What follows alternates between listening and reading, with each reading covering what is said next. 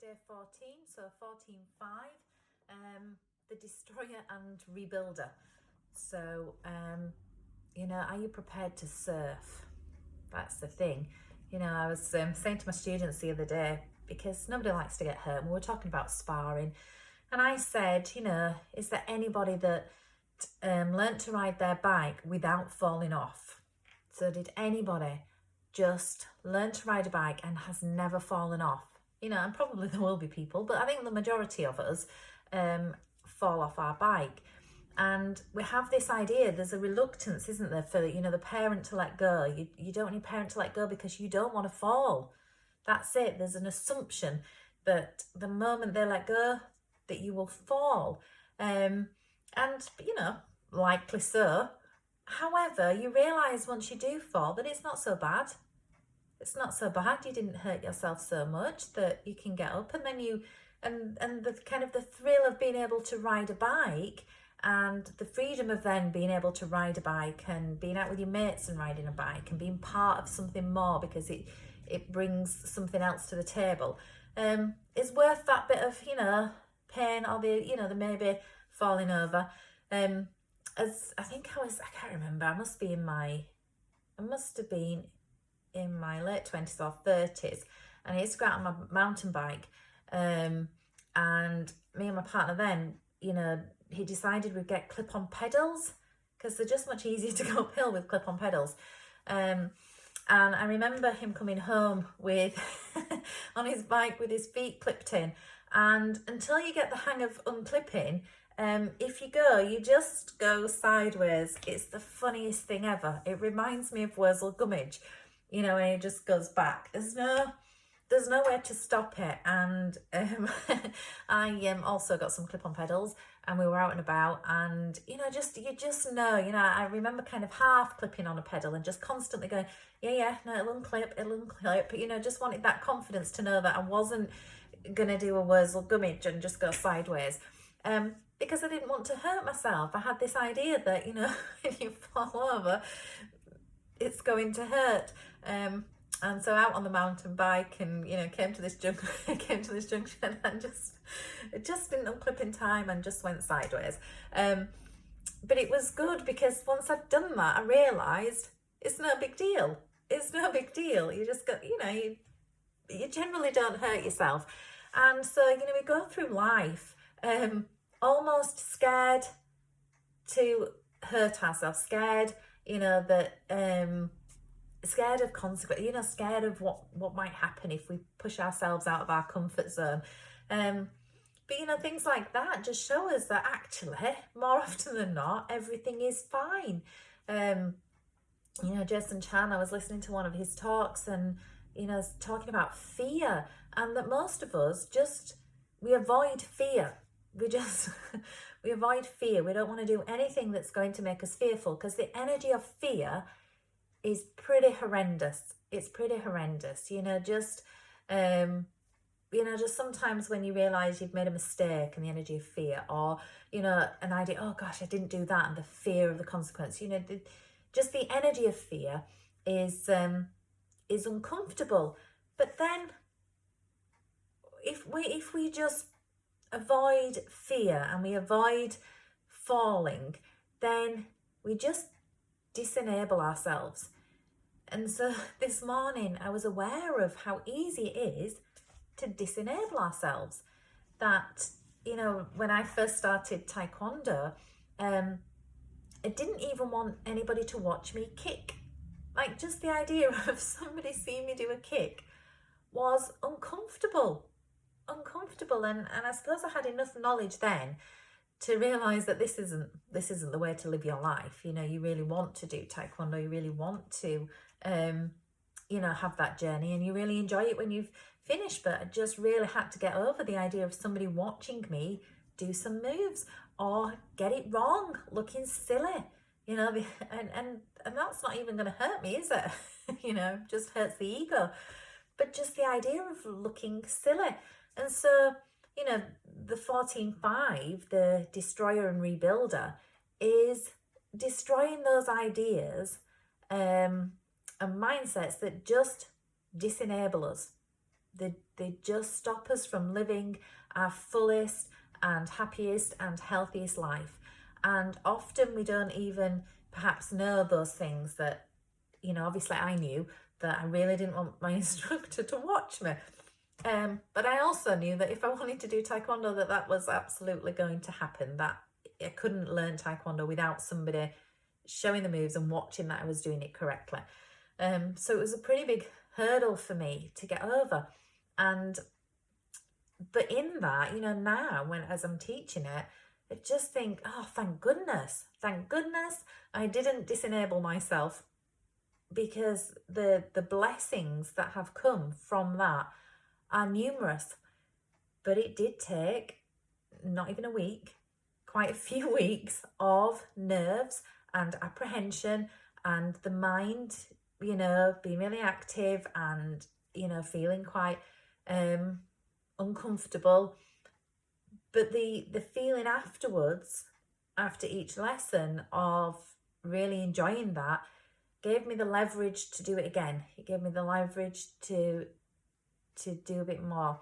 And so I, you know, today maybe talking about just being aware of where you might be disenabling yourself, that where you've perhaps put a, you know, restriction on yourself because you don't want to feel uncomfortable, or you're scared of falling, or there's an idea that, you know, it's too unknown. But just baby steps, and listening to the heart, because if the heart, you know, my heart absolutely wanted to train in Taekwondo. There was no doubt about that. There was an absolute pull to go and do it, that clearly was above and beyond the resistance. And so understanding that we have resistance, and understanding that in order to become more, cutting through our mindset of fear or our self-imposed restrictions is really, really important.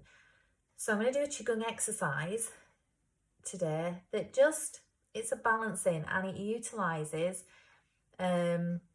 you know, grounding and connecting. So connecting with all that you are, all the part of you that is absolutely not afraid to be your authentic self, the part of you that, you know, isn't afraid to look silly because it's how we grow, the, you know, that part of you that is prepared to, you know, just push out of your comfort zone, to know that you'll be fine, like your parents saying to you, you know, just go, you'll be fine on your bike, just keep pedaling, it'll be fine.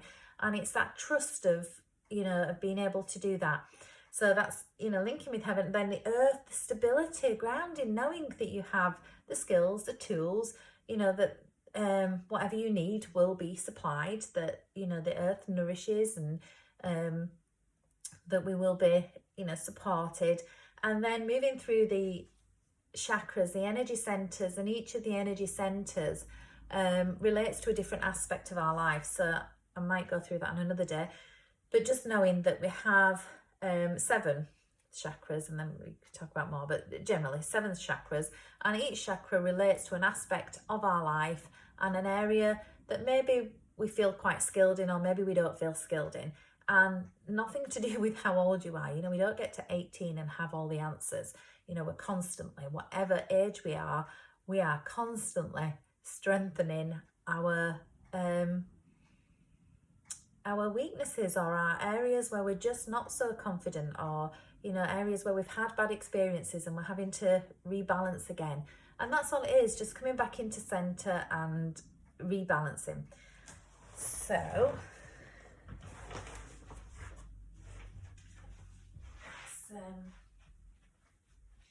feet together, and fingertips out to the side. Okay, so just being aware of the soles of the feet. So every time, I mean, just even an exercise in your day-to-day life, just being aware of where you're placing the weight. Are you leaning to one side? Are you leaning to the other side? Are you tipped? Are you hunched? Are you know, just the alignment. Okay, fingertips out to the side, so connecting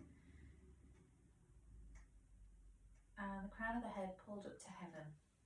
We're linking heaven and earth. And then just taking a few breaths. So the breath, like we said on day one, is absolutely key. It's where it all begins. It's where it, that is the anchoring into your center. That's the bit that will connect you with your authentic self. So just breathing in through the nose and breathing out through the nose.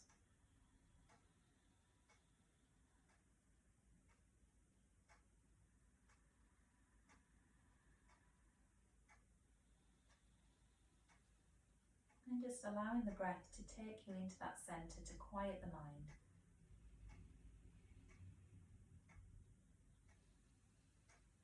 As it takes you into your center, just feeling that alignment, that perfect posture. So as I spoke about on day 13, just our body language, having an open and relaxed posture allows the energy to flow through.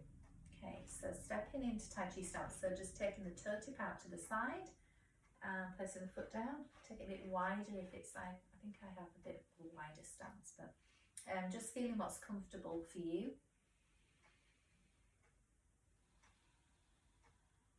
Okay, so when we breathe in, palms facing, so we're holding the energy in the chakras, and breathe out down.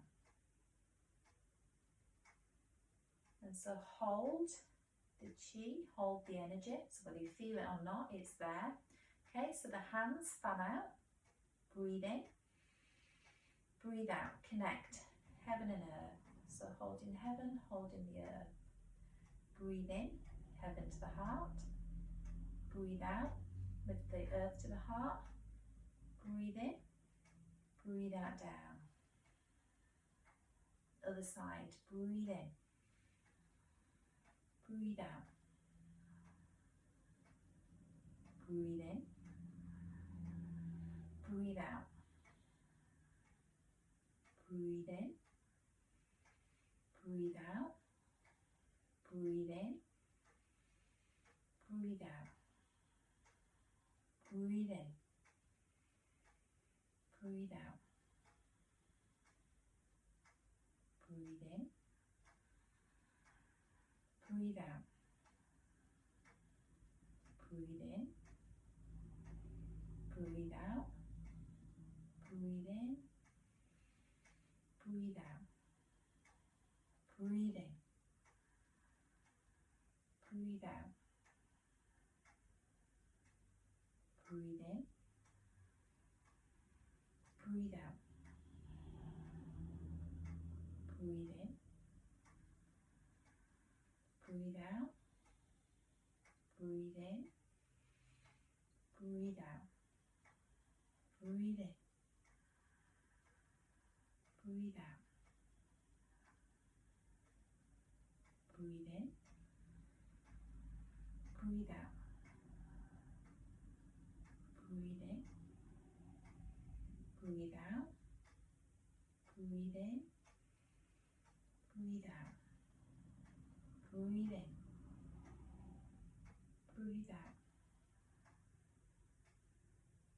This time we'll hold and just take a few breaths here.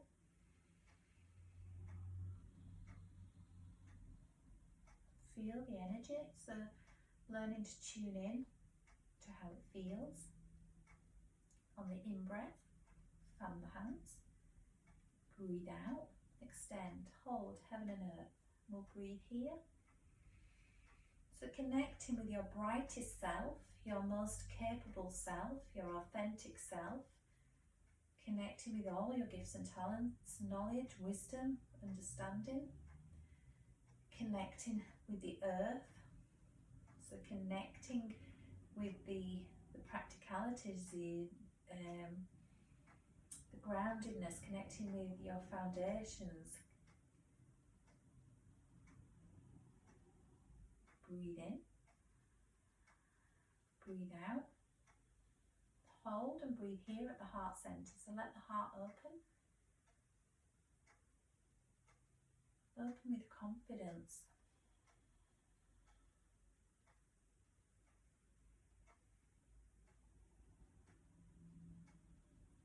So we move the energy down to the base, grounding. Strong foundations. Ability to navigate change. Breathe in. Breathe out. Hold and breathe.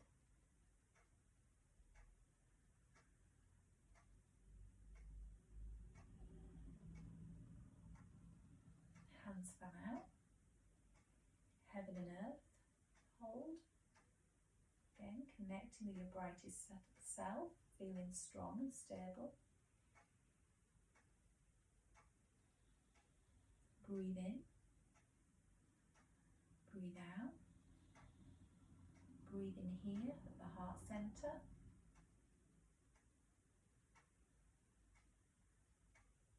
Breathe in. Breathe out down to the base. And hold. Okay, so we'll just do a few more, but I won't say the breathe in, breathe out. We'll just move together. Okay.